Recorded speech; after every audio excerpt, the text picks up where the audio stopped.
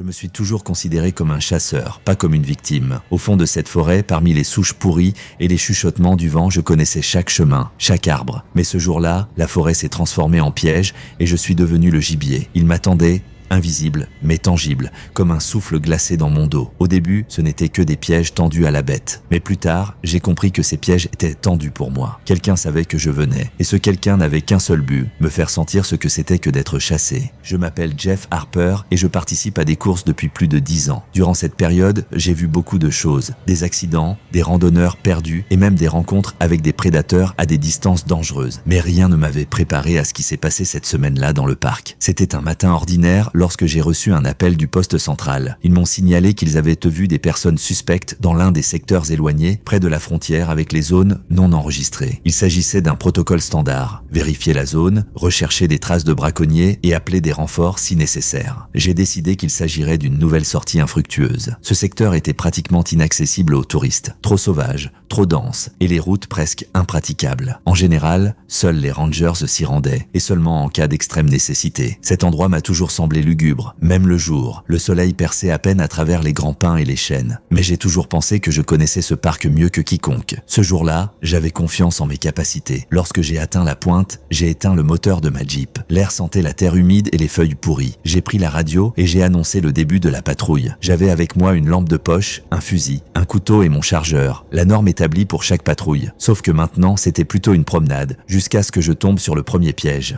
Les pièges ont toujours fait partie de mon travail. J'ai trouvé des nœuds coulants en fil de fer, des pièges à collet ou même des fosses primitives avec des pieux pointus laissés par des braconniers. Mais ce piège était complètement différent. Il était presque habilement déguisé en paysage naturel. Une fine couche de branches et de feuilles recouvrait un piège métallique suffisamment grand pour attraper un ours ou un élan. Mais quelque chose m'a alerté. Il n'avait pas l'air vieux ou abandonné par accident. J'ai sorti un couteau de ma poche et j'ai ouvert le piège avec précaution. Le mécanisme semblait neuf. Le métal brillait dans les rayons qui pénétrait dans les arbres. Fabriqué avec des matériaux modernes, il était loin des vieux pièges rouillés que j'avais l'habitude de trouver. Et surtout, le piège était vide, sans trace de sang ou de fourrure. J'ai senti un frisson me parcourir l'échine. Ce piège avait été laissé récemment, peut-être même ce matin. Je savais que c'était une violation des règles du parc, mais pour une raison ou une autre, l'idée que des gens visitent cet endroit me rendait non seulement indigné, mais vraiment mal à l'aise. Pourquoi l'ont-ils installé si près du sentier? Savaient-ils que je serais là? J'ai pris quelques photos du piège avec mon téléphone. Je l'ai fermé et j'ai marqué l'endroit sur la carte. Le plan est simple. Tout enregistrer, retourner au poste et transmettre l'information. Je devrais peut-être appeler la police si je trouvais d'autres traces de braconniers. Mais au fur et à mesure que j'avançais, quelque chose commençait à m'inquiéter. Je rencontrais de plus en plus de pièges et ils étaient tous placés de telle manière qu'ils étaient difficiles à repérer. Certains étaient primitifs, d'autres étaient si sophistiqués qu'ils ressemblaient à un ouvrage d'ingénierie. J'ai été particulièrement impressionné par un piège que j'ai trouvé sous un vieil épicéa. Il s'agissait d'un mécanisme de fortune qui utilisait la tension de la branche pour s'activer. Si quelqu'un marchait dessus, la gâchette faisait jaillir un bâton de bois pointu comme une lance. Ce n'était plus un piège à animaux classique. La situation s'est encore aggravée lorsque j'ai remarqué les premières traces de sang. Elles n'étaient pas fraîches, mais suffisamment visibles pour m'alerter. Une grosse goutte de tache rouge foncée semblait trop grosse pour être une simple égratignure d'animal. S'agit-il d'un être humain, un braconnier pris à son propre piège? J'essayais de me calmer, mais à chaque pas que je faisais, ma confiance fondait. Je n'entendais que mes pas, le bruissement des feuilles sous mes pieds et de temps en temps, le chant des oiseaux. Mais je commençais à avoir l'impression d'être suivi. Était-ce simplement de la peur ou mon subconscient me disait-il que je n'étais pas seul? Il n'y avait pas de réponse, seulement le sentiment que la forêt était devenue hostile. Lorsque je suis tombé sur une vieille tour de chasse qui s'était presque effondrée, j'ai décidé de la gravir. J'avais besoin de tout voir d'en haut pour savoir où aller. La tour était pourrie, mais elle tenait encore debout. De là, je pouvais voir les contours d'une forêt dense qui semblait sans fin. Et puis j'ai remarqué quelque chose. Au loin, à une 50aine de mètres, j'ai vu un mouvement étrange. Ce n'était pas un animal. J'ai cru voir quelque chose de métallique qui brillait au soleil, comme si quelqu'un préparait un nouveau piège. Mais qui? J'ai décidé qu'il fallait que je vérifie. Dès que j'ai mis pied à terre et que j'ai fait quelques pas, quelque chose a cliqué sous mon pied. Je me suis figé. C'était un piège. Mon cœur battait la chamade. J'ai regardé attentivement vers le bas pour voir sur quoi j'avais marché. C'était un autre piège. Mais heureusement, la gâchette n'avait pas été actionnée. Les dents acérées du piège métallique étaient figées en position semi-ouverte, comme si elles anticipaient leur proie. J'ai lentement éloigné mon pied en essayant de ne pas activer le mécanisme. J'ai eu de la chance, mais ce sentiment était trompeur. Pourquoi ce piège était-il là, dans un endroit où les gens ne vont presque jamais? Plus j'avançais, plus je me posais de questions. Tous les pièges n'étaient non pas disposés de manière chaotique, mais selon une sorte de schéma. Ils formaient une sorte de parcours, comme si quelqu'un savait comment j'allais me déplacer. Et le pire, c'est que ce quelqu'un voulait manifestement que je tombe dans l'un d'entre eux. Je me forçais à continuer mon chemin, malgré l'impression que quelqu'un me guidait, tel un chasseur guidant sa proie. Quelques minutes plus tard, je suis tombé sur quelque chose qui m'a terrifié. Un ancien poste de contrôle forestier. Il s'agissait d'une petite structure utilisée par les chasseurs ou les touristes en cas d'urgence. Mais aujourd'hui, il semblait faire partie d'un scénario étrange. Sur le sol, à côté, il y avait plusieurs morceaux de tissu en lambeaux qui ressemblaient à des vêtements, et les murs étaient rayés comme si quelqu'un avait essayé de s'introduire à l'intérieur. Ma radio émet un sifflement aigu et je la serre instinctivement dans ma main. Mais le signal était faible et je n'arrivais pas à comprendre ce qui se disait. Il n'y avait que des bribes de mots. Aide, sang, hâte. Peut-être s'agissait-il d'un vieil enregistrement qui avait résonné dans le réseau radio, mais je sentis un frisson me parcourir l'échine. J'ai essayé de transmettre mon message, mais la radio est restée muette. Chaque pas me semblait être le dernier. La forêt que je connaissais jusqu'à la moindre branche me semblait maintenant étrangère et hostile. J'ai remarqué que quelque chose brillait sous mes pieds. C'était un mince fil de fer, à peine visible dans l'herbe. Je l'ai suivi des yeux et j'ai vu qu'il menait à un autre piège. Cette fois, il s'agissait d'un fil piège. Je savais que le moindre mouvement pouvait l'activer, alors je me suis arrêté, essayant de respirer le plus lentement possible. Il n'y avait pas un bruit autour de moi, à part mes propres pensées qui résonnaient dans ma tête. J'ai soulevé ma jambe avec précaution et j'ai reculé. Il semblait que tout allait bien, mais lorsque j'ai recommencé à bouger, j'ai entendu quelque chose comme un déclic venant des arbres. Je me suis alors rendu compte que le piège n'était qu'une distraction. À côté de mon côté gauche, quelque chose est tombé brutalement sur le sol. C'était un autre piège, un énorme mécanisme en bois avec des piquets pointus. Si j'avais fait un pas de plus dans cette direction, j'aurais été frappé de plein fouet. Pris de panique, je me suis effondré sur le sol, essayant de me cacher, même si je savais que c'était inutile. Tout ce qui m'entourait commençait à faire partie du jeu de quelqu'un d'autre. Je n'étais plus le garde forestier qui connaissait le parc. J'étais un gibier traqué, et quoi que ce soit, l'homme, la nature ou mes propres peurs, ils voulaient me voir mort. Fatigué et effrayé, j'ai décidé de retourner à la Jeep. Je ne m'intéressais pas aux raisons, ni à la nature de ces pièges. Je voulais juste sortir d'ici vivant. Mais c'était plus facile à dire qu'à faire. La forêt semblait changer à chaque pas que je faisais, plaçant de nouveaux obstacles devant moi. Et à chaque minute, je sentais mes forces m'abandonner. Alors que j'avais presque atteint le chemin menant à la voiture, j'ai de nouveau entendu le son. Cette fois, il était très proche. J'ai tourné la tête et mon cœur s'est arrêté. Il y avait un autre piège sur le sol devant moi et je ne l'avais pas remarqué avant. Il était si bien dissimulé que même moi je n'aurais pas pu l'éviter si je n'avais pas entendu le son qui m'avertissait. Mais au lieu d'être soulagé, j'ai ressenti une profonde peur. Ce n'était pas un accident. Quelqu'un ou quelque chose joue avec moi et j'en ai assez d'être un pion dans ce jeu. Je ne pouvais pas me permettre de paniquer. M'arrêtant, je m'accroupis, jetant un coup d'œil dans le sous-bois, essayant de déterminer si j'étais vraiment poursuivi ou si c'était un jeu de l'imagination. Quelque chose dans l'air avait changé. La forêt, qui est habituellement remplie de bruit de la nature, était maintenant silencieuse. Ce n'était pas le silence, mais plutôt un vide dans lequel chaque souffle que je prenais ressemblait à un rugissement. J'ai décidé d'avancer plus prudemment. Chaque pas était délibéré. Je regardais mes pieds, j'écoutais, j'essayais de trouver des signes d'autres pièges. Mais l'idée que j'étais une cible ne me quittait pas. Je me suis rappelé des fragments d'entraînement, maintenir la clarté de la pensée, penser logiquement, ne pas se déconcentrer. Plus facile à dire qu'à faire.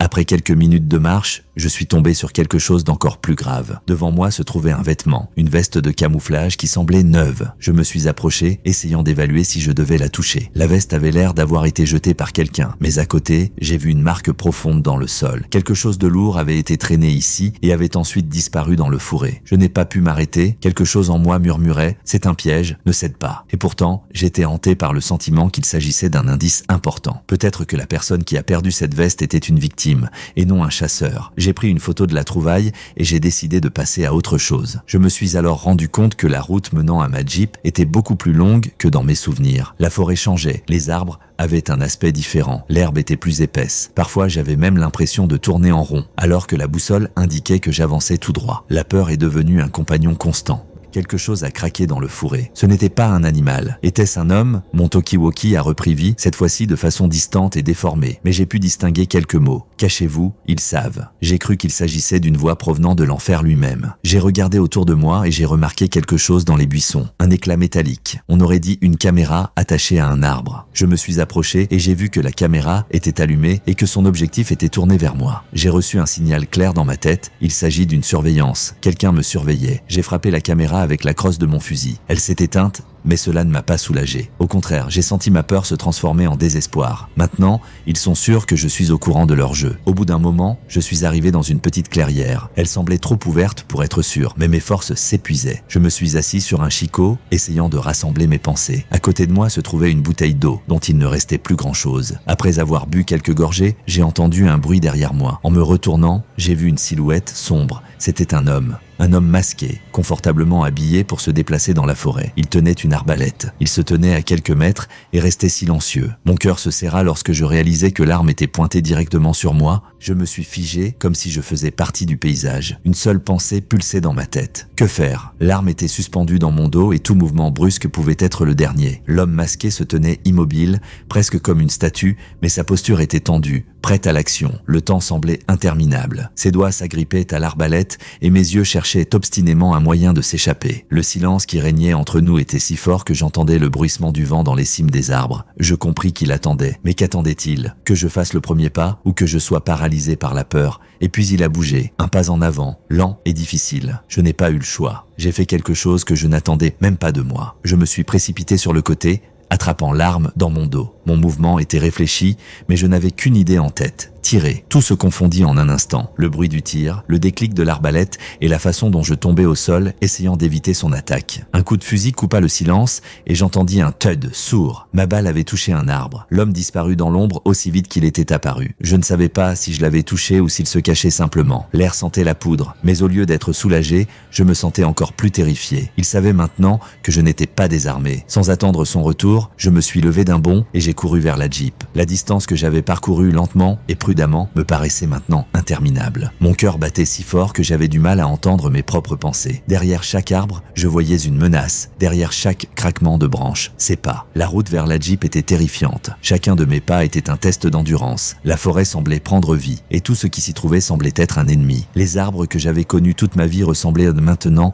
à de sombres observateurs prêts à me démasquer. Il semblait que la forêt elle-même voulait me garder ici. Je me suis arrêté à l'un des virages du chemin. Devant moi, juste sur mon chemin, il y avait un piège, un énorme piège, semblable à ceux que j'avais vus auparavant. Mais cette fois-ci, il y avait un panneau accroché à un arbre à côté du piège. C'était difficile à lire de loin, mais quand je me suis approché, un frisson m'a parcouru le corps. Le panneau disait « Vous ne pouvez pas vous échapper ». Je n'ai plus essayé de contrôler ma panique. Alors que je contournais le piège, j'ai entendu quelque chose derrière moi. C'était un mouvement rapide, le craquement d'une branche. Je me suis retourné et j'ai vu quelqu'un se frayer un chemin à travers les branches. Ce n'était pas une seule personne. Il y en avait plusieurs. Tous portaient des masques et tenaient des armes primitives. Mes réflexes ont pris le dessus. J'ai levé mon fusil, essayant de tirer, mais ils étaient plus rapides. J'ai entendu un sifflement, puis une douleur aiguë dans mon bras. Quelque chose m'avait frappé, une flèche ou un couteau. La douleur m'a donné le vertige, mais je ne pouvais pas me laisser tomber. Quelques pas de plus et j'ai vu la silhouette de ma Jeep à travers les arbres. Je me suis précipité, laissant derrière moi la peur et la douleur. La pensée que c'était ma seule chance me donnait de la force. J'ai entendu leurs pas s'approcher derrière moi. Les clés étaient dans la Jeep, mais je n'ai pas eu le temps de démarrer le moteur. Dès que j'ai ouvert la porte, je suis monté à l'intérieur et je l'ai verrouillé. Ils étaient juste à côté de moi. L'un d'eux a frappé la vitre avec quelque chose de lourd, mais elle a tenu. Dans la panique, j'ai démarré le moteur et en appuyant sur la pédale, j'ai brusquement décollé. Les roues glissent sur le sol mouillé, mais la voiture avance. Dans le rétroviseur, je les ai vus debout sur le chemin,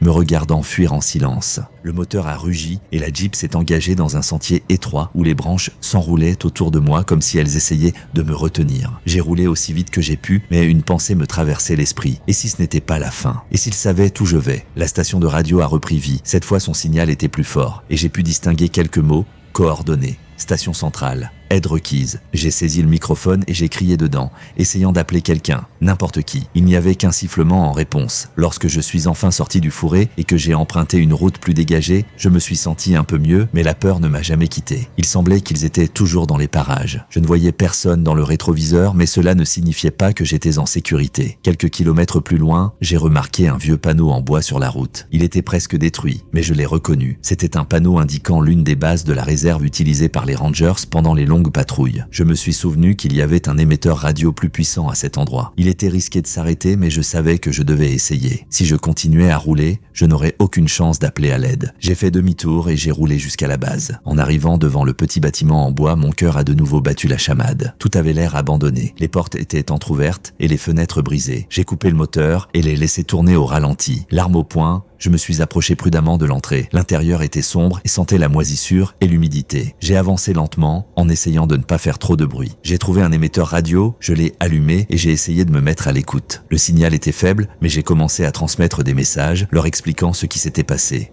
Mon cœur a sombré lorsque j'ai entendu la voix qui m'a répondu. Elle semblait claire. Tenez bon, les secours arrivent. Mais avant que je puisse dire quoi que ce soit, quelque chose a bruissé derrière moi. Je me suis retourné et j'ai vu une ombre passer dans l'embrasure de la porte. Ils étaient là. Je ne savais pas combien ils étaient, mais je savais qu'il ne me restait plus beaucoup de temps. J'ai éteint la radio et j'ai couru jusqu'à la Jeep. Lorsque j'ai pris le volant, mes mains tremblaient. J'ai entendu les sirènes au loin. C'était le seul son qui me soulageait. La police ou une équipe de soutien approchait. Mais la joie n'a pas duré longtemps. L'un d'entre eux se tenait sur la route devant moi, portant un masque et tenant un pistolet. Il n'a pas bougé, il a juste regardé. Je ne me suis pas arrêté. J'ai appuyé sur l'accélérateur et j'ai foncé sur lui. Au dernier moment, il a reculé mais je l'ai vu lever la main. Quelque chose qui ressemblait à une bombe fumigène a frappé le sol derrière moi mais je n'y ai pas prêté attention. Enfin, j'ai vu des balises rouges et bleues clignoter devant moi. La police m'a arrêté alors que je m'élançais sur la route principale. J'ai couru hors de la Jeep en criant ce qui s'était passé. Mais lorsque nous sommes revenus sur les lieux, il n'y avait personne. Aucune trace de personne ou de piège, comme si tout cela n'était que le fruit de mon imagination. Une semaine s'est écoulée, j'ai quitté mon travail. La forêt que j'avais aimée et connue toute ma vie n'était plus qu'un lieu de peur. La police n'a jamais trouvé de preuves, à l'exception des pièges que j'ai photographiés. Ils m'ont interrogé pour savoir si j'avais tout inventé. Chaque fois que je ferme les yeux, je vois leurs yeux devant moi. Je sais qu'ils sont toujours là, dans la forêt. Peut-être attendent-ils que le prochain garde forestier fasse la même erreur que moi. Je n'y retournerai plus jamais. Mais la nuit, je me réveille avec le même bruit, le clic d'un piège.